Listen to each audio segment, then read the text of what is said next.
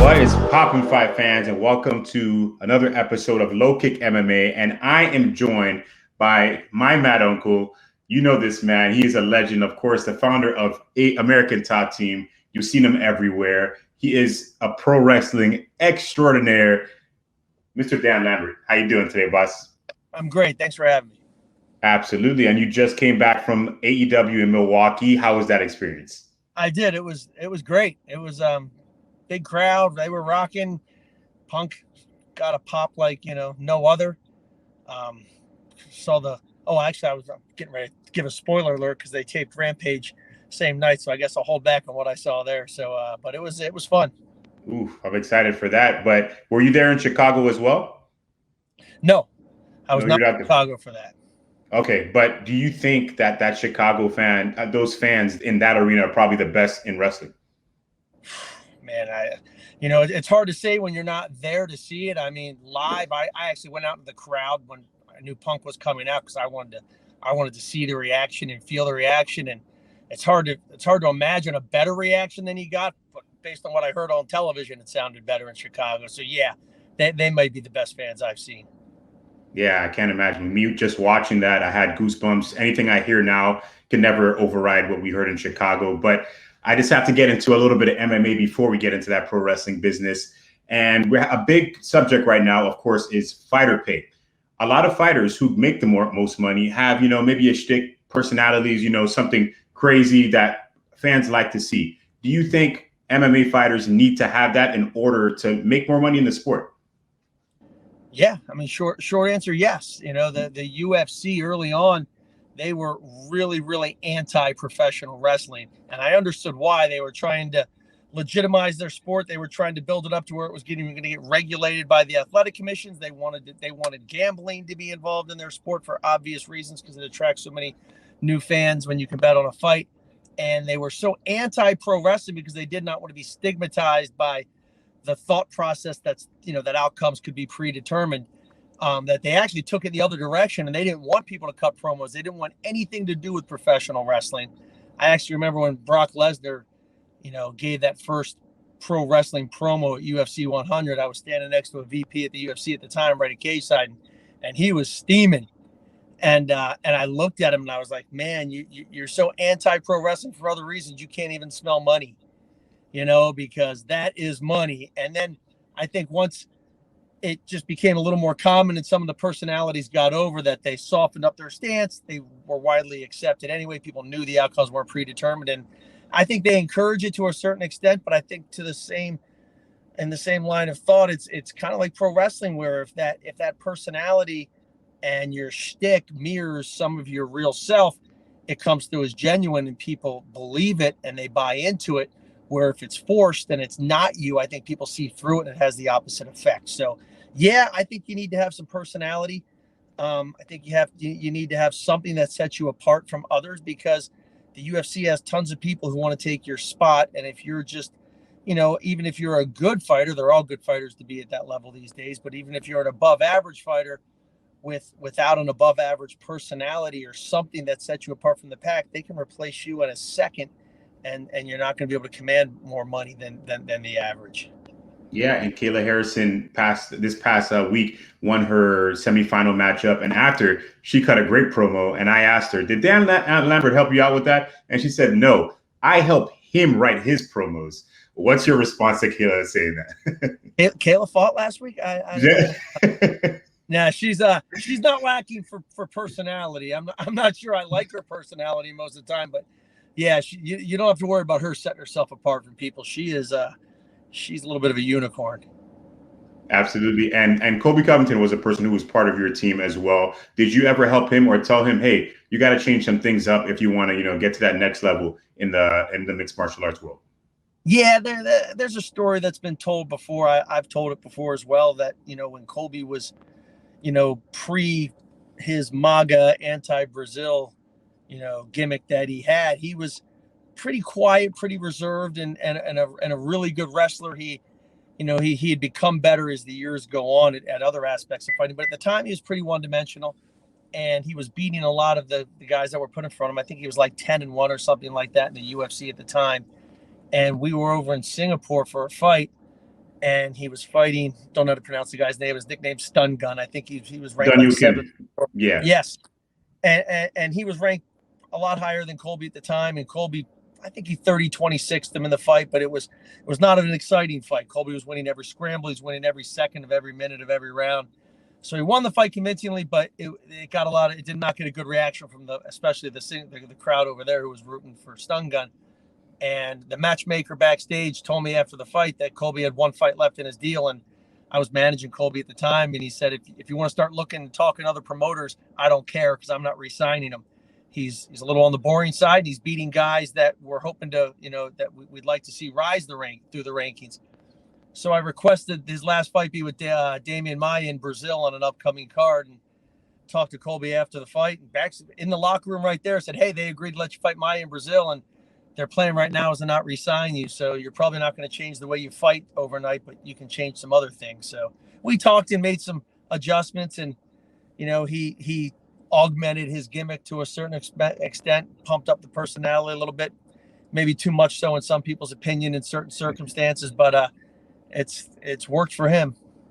Yeah, puts him in the place that he's in right now, about to challenge for the title again. Do you and Colby still have a relationship? Do you guys still talk, even though he's not with American Top Team anymore?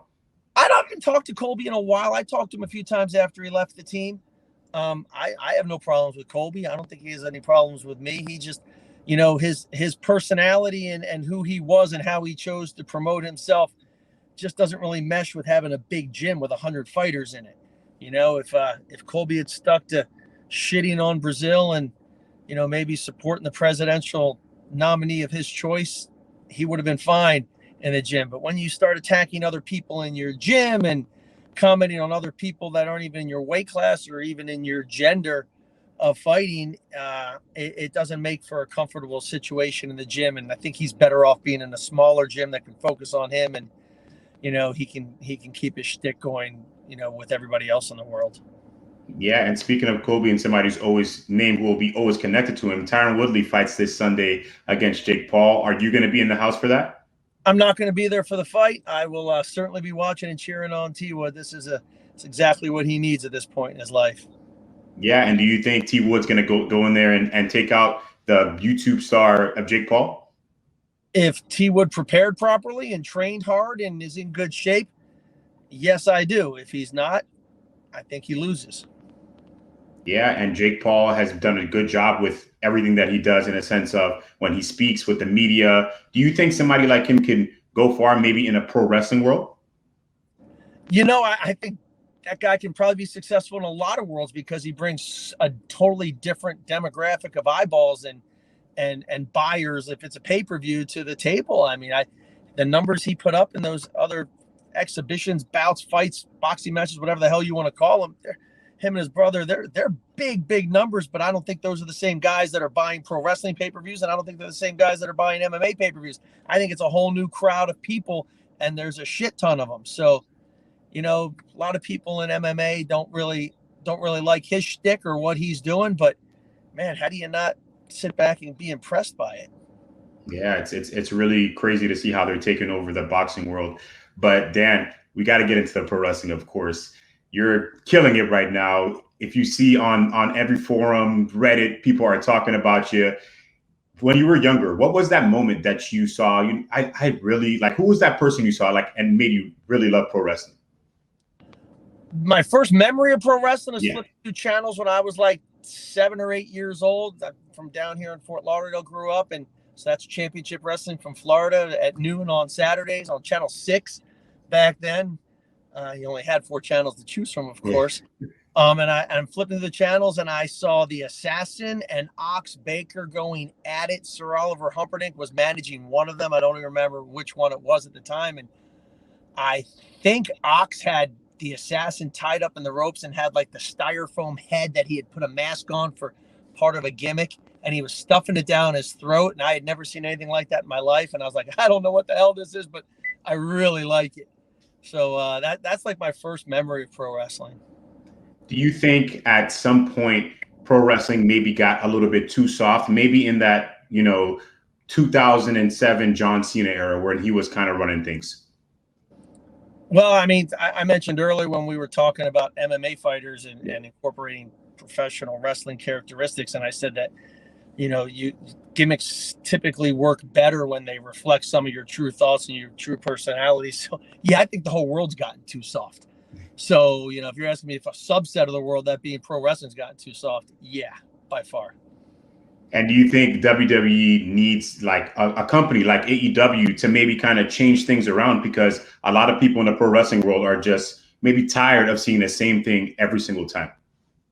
I mean, I think AEW brings a lot more to the table to satisfy certain people that might be dissatisfied with the WWE. I think some of those people are going to root for AEW and support AEW regardless, just because they're so fed up with WWE being the bully on the block. And I think they'd like to see AEW stick a finger in Vince McMahon's eye. So they're partial to cheer for them regardless. But even if there's things you don't like about AEW, and there's things I don't like about AEW, but there's so many other things in AEW. AEW really has people that reach every level of the spectrum. They've got so many different types of personalities, so many different types of matches. There's a little bit of something for everybody. Even I can find some stuff in AEW that I like.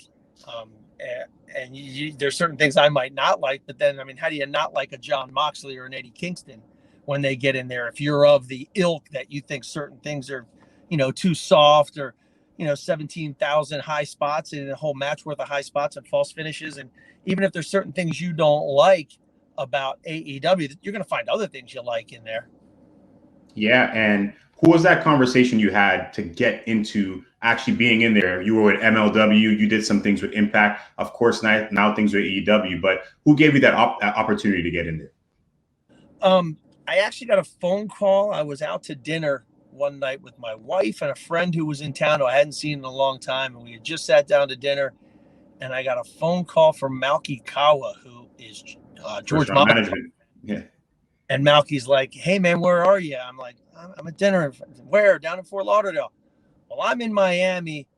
Did you ever see that movie Step Brothers or whatever it was called?" And I'm like, "No, I haven't seen." "Well, there's two morons that are like the exact same person, and I'm sitting here having dinner with Tony Khan, and this guy and you may have been separated at birth. You might want to come down and meet him." And I looked at my wife and my friend and said, "See you guys." And I literally got right up and left and drove down and met with them and just started talking wrestling with Tony. And he's a unique personality, because that guy loves professional wrestling, and he knows professional wrestling. That guy is, and the professional wrestling that existed before Tony, he knows that professional wrestling because he's gone back and studied it. So I just became friendly with Tony through that. So we had talked about doing a few things over, the months and a couple of years, and then they were coming down to Miami, and, he reached out and thought maybe bringing, like a Masvidal or Amanda Nunes or someone to the show might be good. And then it just kind of went from there. Yeah, and you cut one of the best promos I've seen in such a long time. Did you take any classes for that, or was that just you? That's probably 40 years of practicing in front of your mirror in the bathroom. But it's nice that you get to add some of your real thoughts about things into their promos. You hear a lot of stories about how WWE's run, and you basically walk through the door and you're handed a script, and it's like, hey, this is what you're going to say. And the guy that wrote it for you put 5 minutes of time into it and did it for 25 other people maybe. And, how's that supposed to reflect what you really think or you really feel? So, it's a lot easier to go with something when you have a say in what you're going to say, and it gets to reflect some of what you really think. And who's going to put more time and effort into coming up with something for you than you? So I think it's almost like I bring a lot of old wrestlers down to dinner with some of my friends that I grew up with, and we went to wrestling matches since we were kids, and we bring a lot of the guys from the 70s and the 80s that we grew up watching. We'll fly them down, we'll put them up in a hotel, we'll take them out to dinner, and they'll tell us stories. And to a man, we hear the same thing over and over again, that they learned wrestling by doing the territory route, where you got paired with a veteran and you drove from town to town with a veteran, so you got to learn all those stories. And then you traveled from territory to territory, because there was no internet back then. All you had was the wrestling magazines, and you could have one particular type of program, and once it finally ran its course, you could go and take elements of it and go to the next territory. And it's fresh all over again. So you could get a big run out of some of the similar stuff. And then they would see different styles from the different territories. And that's really a lost art now, because those guys, not only do they not get to go to different territories to see the different styles, because Memphis had their own style, which was different than Mid-Atlantic, which was different than Portland and different than Florida and different than Mid-South. And those guys would go to all those territories and they'd learn from the veterans and they'd see all the different styles. And they're becoming like experts in all aspects of pro wrestling as they're training. Now you go to a performance center, and you get classes, and, they bring in very credible veteran wrestlers that have a lot of experience to do that, but it's a far different type of experience. And I think that's kind of the same thing applies where you've got some writer who may not even come from a wrestling background. You hear they hire guys from reality shows or late night TV that come up with creative scripts, and this guy's going to write for 20 guys or 25 guys, and he's going to come up with a shtick for you, and you're not even allowed to really change any of the words unless your last name's Cena or Reigns. I mean, that's kind of weird, and I think the final product reflects that. I hardly even watch much WWE anymore, and Bobby Lashley is a great friend of mine, and I love him, but I have a hard time even getting through the rest of it on fast forward to get to his stuff these days. Yeah, it's a pretty tough watching WWE these days, and AEW just has that authenticity, of course. But this past weekend, we had SummerSlam happen. I'm sure you heard some results or things that's happened within that realm of wrestling. And there was a match between Becky Lynch and Bianca Belair. It ended in 21 seconds. They just had Becky Lynch beat her really fast with just one maneuver. What do you think fans should think in that sense? Do you think that they should just be understanding that it's an angle, they're trying to give you a reaction, or should WWE not do something to a rising star such as Bianca Belair? I think part of what turned me off from WWE over the years was just how much they just rush through certain things to get either the pop that they think they're going to get from it, or the ratings bump that they think they're going to get for it, or just to come up with an explanation to cover up for something else that they might need to do it for, and they don't think it through long term. And Bianca Belair, she comes up to NXT, she comes in with a lot of hype, she puts in her time, she gets her spot, she has her WrestleMania moment, she's doing great, and then they just job her out in 20 seconds. And I did not watch it. I haven't even downloaded the Peacock app on my television yet, even though I pay my X dollars every month for it, because it's on auto renew. But I didn't watch it. I saw some clips and I followed on the Bleacher Reports and online.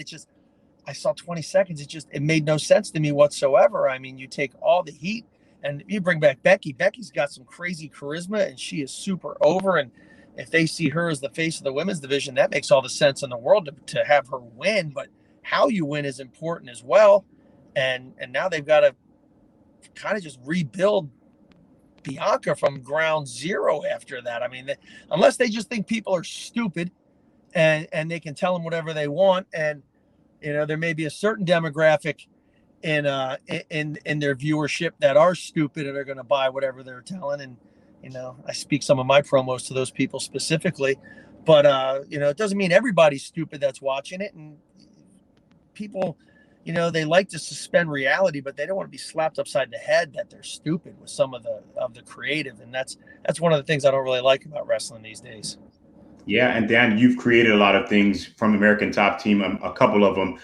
Do you ever want to start your own wrestling promotion one day, maybe? Yeah. I think there's a lot of people that know a lot more about professional wrestling that have.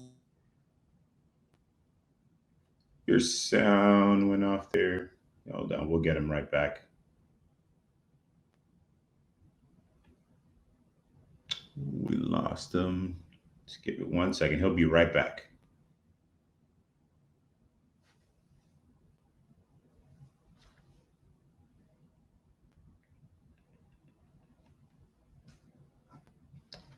Live, guys. This is live.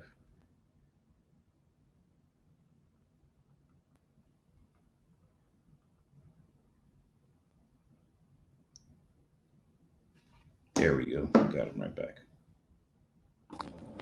There he is. All right. I'll admit one thing, that there's one thing you young people know a little better than the smarter generation, and that's technology. So that's my fault. Sorry. No worries. All good. But I was asking you about if you wanted to start your own promotion one day. No, I was just saying there's a lot of people that know a lot more about pro wrestling than I do that have lost a lot of money in that business. You better know that business pretty damn well, and you're probably still going to lose your ass. So no, I don't have any intentions whatsoever of getting into that business like that. I didn't have that intention of getting into the MMA business that way. We were just a group of guys that were, basically a traveling jiu-jitsu team. And as the sport grew, some of our younger guys wanted to fight, and we just kind of grew along with it. Yeah, Dan. And while I have you for this last minute, just want to play a little game with you. This person or that person. I'm going to give you two different wrestlers, and you tell me who you like better. Let's start with this one. Macho Man Randy Savage or Hulk Hogan? Savage all day. Savage all day. Awesome. Sting or The Undertaker? I'll go Sting. Sting. All right. Bret Hart or Owen Hart? It's weird. Bret Hart was so great and so good at what he did, everything well. I never liked him as much as I should have liked him, other than that little run with Steve Austin when Bret was the face in Canada and the heel in the US, and Austin was vice versa. I thought that was amazing. But I never really loved Bret Hart, and I always loved Owen Hart from the first time I saw him. I loved Owen Hart, so I'm gonna have to go with Owen. Owen Hart. All right. Stone Cold or The Rock? The Rock was a Miami Hurricane, and those are obviously two of the best wrestlers of all time at everything in the ring, on the mic, etc. So as hard as it is to pick somebody over Stone Cold, I mean, what's not to love about The Rock? I'll have to go with him. Jake the Snake Roberts or Mick Foley? I'll tell you what, one of the coolest things about being involved with AEW right now is I've gotten to hang out a few times backstage with Jake Roberts. And man, that guy's understanding of the wrestling business, I understand why they have him back there. And even though he's not really as much of an on-screen character as you may have thought he would have been. I mean, he's an older guy. Just listening to him and watching him back there and talking to the younger guys, and some of the guys go up to him after their matches and ask him what they did right and what they did wrong. And I just sit back and I just kind of listen to him. That guy's like one of the greatest minds in the history of professional wrestling, plus everything he did in the ring. I still remember the first time I ever saw him. He knee lifted Barry Windham in like 1983 or something outside the ring, and Gordon Solier's right there, and Windham went through the guardrail. It was like a wooden guardrail. And I asked Jake about it when I was up at a show a couple weeks ago, and he said, "Man, that wasn't a work. That I had no idea that he would have gone through that barrier. I don't know if it was plywood or what the hell it was made out of, but it wasn't supposed to go through it." And I like Mick Foley. Obviously, he had some really cool shit. I especially like the Cactus Jack stuff. But I'm gonna go with Jake the Snake Roberts on that one. And last one, who cuts the better promo, Kayla Harrison or Jorge Masvidal? Oh, last I heard, Kayla writes Masvidal's promos for him. So I mean, you got to give it to Kayla. I got you. And Dan, of course, thank you so much for the time today. Do you want to say anything to those millennials like me out there who actually wear their mask when they walk outside of their house? How old are you? I'm 30 years old. So you're right in that little honey spot, right? I guess I am. Okay, I'll say this. See you later. Dan Lambert right there for you guys. Make sure to subscribe to the LowKick MMA YouTube channel for all the latest news, event previews, and interviews with some of the biggest stars in MMA.